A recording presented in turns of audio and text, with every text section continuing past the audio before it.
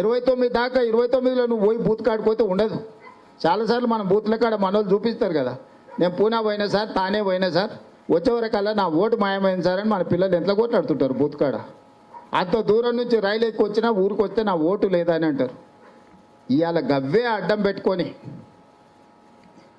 మైనారిటీల ఓట్లే తొలగిస్తున్నారని ఒక చర్చ అపోహ ఉన్నది. మైనారిటీల ఓట్లుగా తొలగిస్తున్నది బీజేపీ బీఆర్ఎస్ వాళ్ళు. ఎస్సీల ఓట్లు, ఎస్టీల ఓట్లు, మైనారిటీల ఓట్లు తొలగిస్తారు. ఎందుకంటే ఎస్సీలు, ఎస్టీలు, మైనారిటీలు 90% కాంగ్రెస్ పార్టీకి ఓటు వేస్తారు. లెక్క కట్టి గంప గుత్తగా తీసి ఈ ఓట్లను బయట పడేస్తే ఇక రేవంత్ రెడ్డి సంగతి చెప్పొచ్చు అని పెట్టుకున్నారు వాళ్ళు. కాంగ్రెస్ పార్టీకి ఇందిరమ్మకి ఎవరు ఓటేసారు? ఎస్సీలు, ఎస్టీలు, మైనారిటీలు, వీళ్ళే మెజారిటీ. ఏ ఊర్లో పోయినా ఓటు వేయించేది గురునాథ్ రెడ్డి గారైనా, ఓటు వేయించేది రేవంత్ రెడ్డి అయినా, ఓట్లు వేసేది ఎస్సీలు, ఎస్టీలు, బీసీలు, మైనారిటీలు. ఈ పేదోళ్ళు కొంతమందికి చదువు రాదు. ఈ పేదోళ్ళు కొంతమంది బతకనికి వలసపోతారు. ఈ పేదోళ్ళు కొన్నిసార్లు కూలికి పోయే పనిలో ఉండి ఏమున్నదిలే మళ్ళీ చూద్దాంగా అని అనిపోతారు. ఈ పేదోళ్ళు కొన్నిసార్లు అవగాహన ఉండదు ఈ ఓటు సమస్య ఏంది, ఈ ఓటు నమోదు చేసుకోకపోతే వచ్చే నష్టమైందని.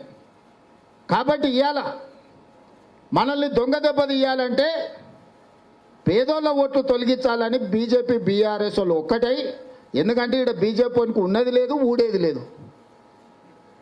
బీజేపీ బీఆర్ఎస్ వాడు ఒక్కటైతే మనతో కొట్లాడదామని వాళ్ళ పన్నాగం.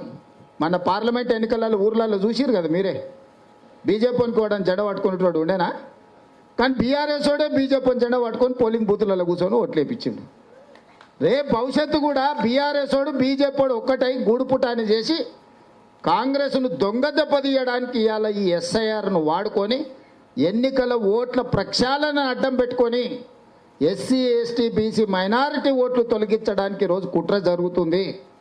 ఈ కుట్రని తిప్పికొట్టాల్సిన బాధ్యత వేదిక మీద ఉన్న నాయకుల కంటే గ్రామాలలో ఉన్న కథానాయకులైన మీ మీదనే ఉంది. ప్రతి గ్రామంలో మీరే కథానాయకులు. మీరు లేకుండా మన అందరం ప్రశాంత్ ఏం చేస్తాడు, మా యూసుఫ్ ఏం చేస్తాడు, లేకపోతే మా జగ్గప్ప ఏం చేస్తాడు, మా ముద్దప్ప ఏం చేస్తాడు.